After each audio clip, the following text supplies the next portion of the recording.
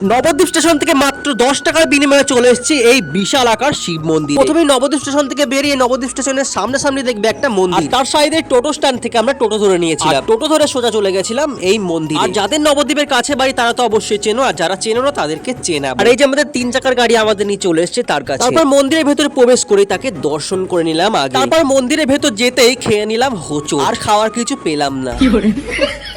তবে মন্দিরের ভেতরটা করেছে বেশ সুন্দর, চারিদিক শুধু সবুজ গাছে ঘেরা। এই যে একটা সাদা বোগেনভেলিয়া, চারিদিক শুধু গাছ আর গাছ। আমিও একজন গাছ প্রেমী, তবে গাছ চুরি করব না আমি, আর যদি সম্মান করি দেয় তাই।